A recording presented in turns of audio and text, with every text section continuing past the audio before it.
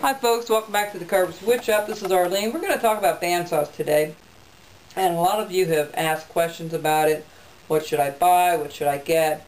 And this is more geared for the beginner and to give you some ideas give you some guidance of what maybe you should buy. What I have here at the farm, what I use, I have a Delta 12-inch bandsaw at the farm. It's a self-standing.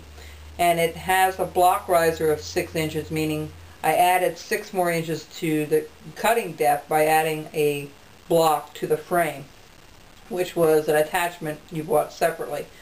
So I can technically do a 12-inch thick or 11 3/4 thick piece of wood on that. I only did that once or twice in the 30 years I've had it. Most of my pieces are well under 4 inches. So if you're going to do 4 inches or more, then I would recommend getting a self-standing one. If you're doing anything like I'm doing on YouTube, most of mine I try to do a lot of things out of blocks, so you don't need the bandsaw. But I know beginners are asking about, well, what bandsaw should I get? Well, if you're doing little stuff like under 3.5 inches in depth for a profile cutout, then I would definitely go with a tabletop. There's some really nice advantages to the tabletop. Number one, it's very lightweight. You can move it around wherever you need to. It's just very handy to have a tabletop that you can use at any time. You know, you can move it around where you need to.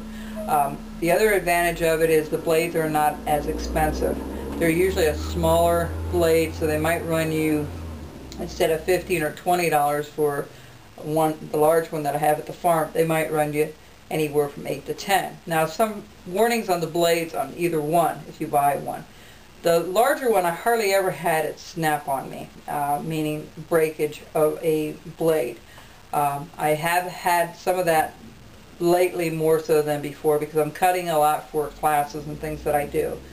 The smaller one snapped a lot quicker, and let me explain why.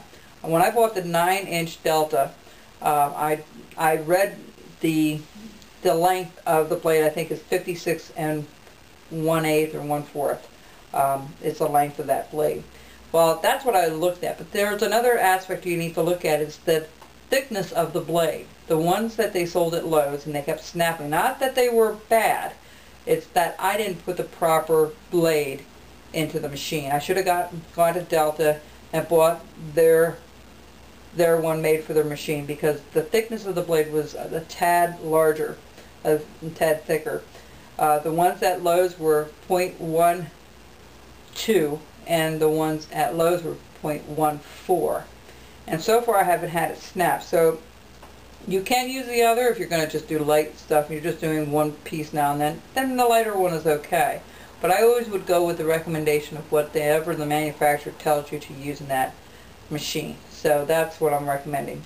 Follow what they say in their instructions and what kind of blade and thickness of the blade that you should have in your bandsaw.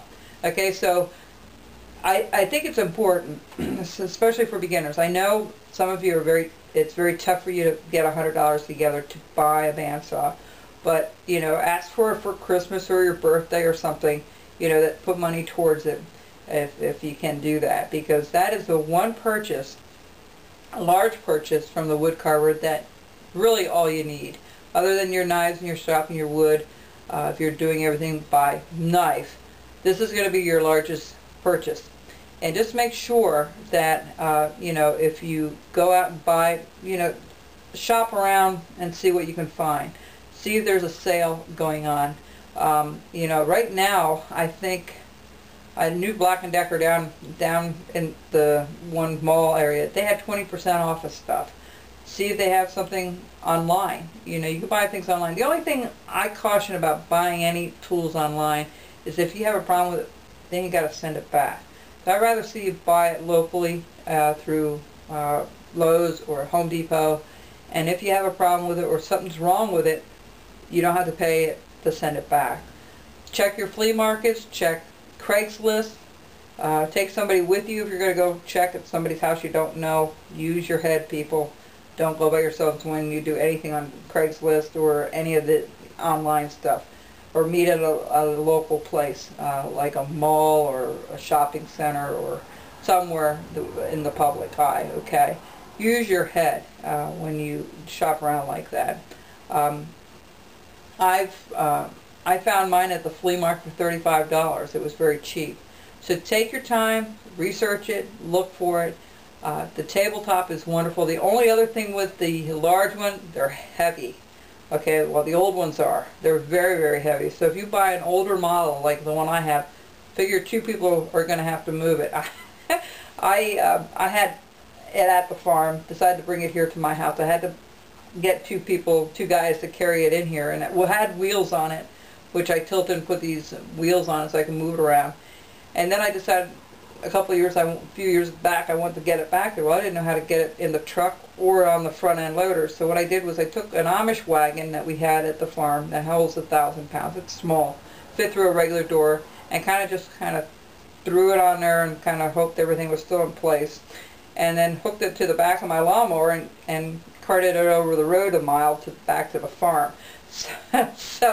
But the problem there was getting it upright again. So when my sister came down, I said, "Ann, we have a project to do." She goes, "Where are we going?" I said, "You'll find out.